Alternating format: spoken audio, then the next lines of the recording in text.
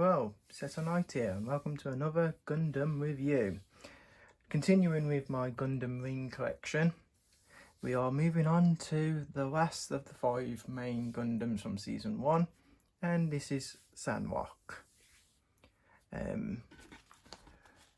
As always, I'll start off with the manuals. So this is the manual for the Master Grade Sandrock, the XXG-01SR Gundam Sandrock for its full name. Again, continuing on with the Endless Waltz collection. Again, don't know why, because that's the movie, but it is what it is. So here's Sandrock, and as per usual, you've got the beautiful art design for the cover of the manual. The back is the typical, this is what you want to paint. I don't think if you want to paint, I'm terrible at painting, so I don't paint. But again, just like before, this is what it looks like before, this is what it looks like afterwards, once you've added the stickers and panel lining. If you want to paint your little figure of the main character, the character of this Gundam, and basically what it looks like painted from the back and painted from the front, just like every standard manual. You open it up, you've got details of the Gundams. Again, if you can read Japanese and everything, bit of backstory of the character, basically how to assemble all the frames you're going to get in this Gundam and everything. And then obviously the next page is, this is how you assemble it. And like I said, if you didn't read Japanese, you can't read all this, but like I said, the pictures are easy to follow. Just like every time I've mentioned in the Gundam, follow the images to the T and you'll do fine. Like I said, I have built many Gundams and I think I've only messed up majorly a few times, and that was me being too fast and careless and not paying attention to the manual, especially when it comes to similar parts. Again, just like I mentioned last week, in the middle of the Master Grade manuals, you'll normally get this section here with which is always coloured, images from the show, images of what the Gundam can, some of the poses the Gundam can do and everything. And like I said, I got a nice picture of, this is what it looks like, these are some of the poses you can do if you get the complete set kind of thing. And I like how they've got one action base and just put all the different stands on, and so on and so on. So that's enough of the manual. Let's get to the main event, and that is our Gundam. Just give me a second to move the camera slightly up so we can get this bad boy in all its glory and everything. So this is my Sandrock, and this is the precision pole I have in my display case. As you can see, I've opted for, you get 2 sets of these beams, weapons kind of thing, and you get like a silver pair, which are these, and you get the red pair, which is supposed to be when they're active. So I've gone to select with the active colour to make it stand out a bit more on the display. I haven't panolined it much other than the parts on the feet and the waist and the head. Other than that, I've left it as it is. And like I said, let's go into it. So that's the front in the pose that I've got it. That's the side of the sword. Like I said, you do get a gun with it, which you can put on the I said sword, didn't I? Shield. The pat back, which really doesn't do much. You can move parts of it, as you can see, but there's not really much you can do with it. So you can put the weapons on the back if you want, but that's a bit much it really. Side and the front again. So bear with me while I put this in a decent pose so we can talk through. And we're back. So I've just took the weapons and the shield and everything off. But as you can see, I've took the hands off just so I can keep them in the poses easier when I put it back together later, and so on. Like I said, the hands are just the typical hand grip, and like I said, they're connected on that, and you just put them back in, so kind of thing. So here we go, let's get into it. So as always, start off with the head. You can move it up like so, move it down like so. You can't rotate it all the way around because you've got these in the way. So that's your movement. As you can see, I have panoramed it to make bits stand out. Not the best panorama in the world, but you know, it makes it stand out. The eyes are a sticker, as always, when it comes to these type of figures. And that's pretty much it for the head. So moving on to the waist. You've got no movable parts on the chest. You do have a cockpit, just like with every Master Grade and Perfect Grade. And like I said, it opens up like so. And there's your pilot inside. And it closes up like that. You can't do it, it can't rotate on it, you can't lean back or lean forward. That is pretty much the movement you've got. You can turn it side to side. Like I said, you can twist it all the way around, but that's as far as you can without forcing it, kind of thing. And that is pretty much it for the chest. Like I said, just like every other Ring Gundam set, there's not really much movement and joints. Bandai didn't start doing them with Gundams until later on. These are like really early on. Moving to the arms, you can rotate it all the way around because you've got nothing stopping it, even though you think the back would stop it. But as you can see, I can move it all the way around, no problem. You can move forward, you can move back, and that's pretty much all.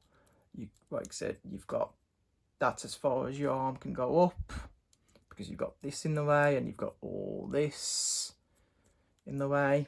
So that's it. Obviously, if you take the shoulder pad off, you would have more movement on the arm. Your arm can move up to there. That's the movement you've got. Back again, like so.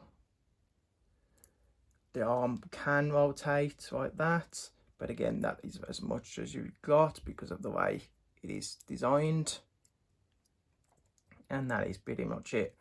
You do have a square piece, one of these that fits in there, like so. But well, as you can, and then the hand holds it in place. But as you can see, it comes out because I've took the hand out, and that is it.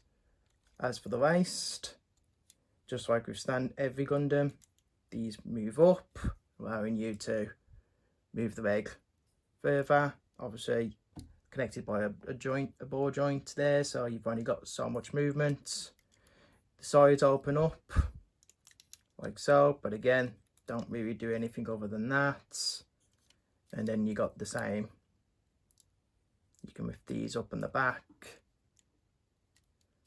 to again give your egg more movement space at the back. Moving on to the egg itself, since we're there now, like we said, if you lift these up, your egg can go all the way there, and depending on how far you lift the waist up, can go up there. The egg itself can bend all the way there, even with that kind of movement. It can turn side to side that far, like so. The foot joint is on a ball, so it can move, it can go up and down, it can go side to side slightly, but it can't do anything else because of this. And that is pretty much it for that. It can do the splits, but only slightly, kind of thing. Again, I think I can get it further, but then these would be coming off, so there's no point. You have a pat back. Like I said, these can move up and down slightly. You've got this that can go up and down, and both sides, and that's it really. They don't really do anything else other than that. Like I said, there's no movable points with these or anything. All this is for you to, if you're not putting the weapons in the poles, it's for you to attach them onto, like so. It's basically just for holding really, and that's all it's there for. And like I said, you've got the holes there, and you basically just attach it like so, kind of thing. It's like, I can't remember if you do it that way or that way, but either way, you, like I said, you attach it and it would just hold it in place. But because I have it on the weapons out and on display, I don't really use the backpack. That's it for this Gundam. Like I said, it's not really much to talk about. Same with most of the Gundams really. They're the solid design Gundams, and they're more for show accurate than anything. Again, they're not spot on to the show because they've changed bits and bobs, but like I said, these are the master grades for these Gundams. So let's go to accessories then. As we said at the beginning, you get a shield. You also get a gun, which again, you can, if you want to make it hold it, you can. Like I said, that's the gun. Again, just get a holding gun, swat it in, bang, bang, bang, bang, bang, da da da da da da, and that's it. Want to put it away, sides like that. That is pretty much all you get with that. There's not any hidden features or anything. And then, like I said, if you don't want him to have the gun and you want it stored, you can just put it on the shield, like so. Either side, doesn't make a difference, like so. You do have the shield. The only gimmick the shield's got is this secret claw thing that slides up, like I said, slides out like so, and moves like that. And that's it. Other than that, you've got this. So this is, you see this here? It looks like there's like a gimmick kind of thing, and that's all it is. That's all that does, is just moves it slightly, like so. And all that is for you to put the weapons on, if I remember right. Oh, he says as he snaps it off. Bear with me. Back in it goes. But yeah, if I remember right, it just goes, it's for that. So you can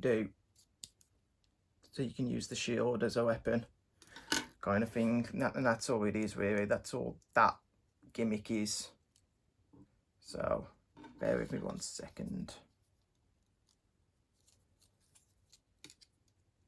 So try and get this to work. So I think that was it.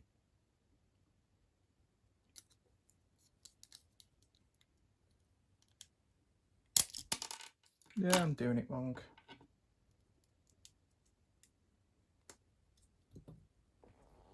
But yeah, anyway, it goes into there somehow. I can't remember exactly how it does because again, don't really put it in that pose. But yeah, that's it really.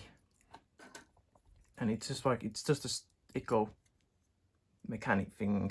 So I'm probably doing it wrong somehow, but again, I can't remember really, and I don't want to keep messing around. But yeah, you don't have much with the shield or anything. Then you get these vehicle major weapons, the big kicker. You've got 2 modes. You can, so you, like I said, you can do that.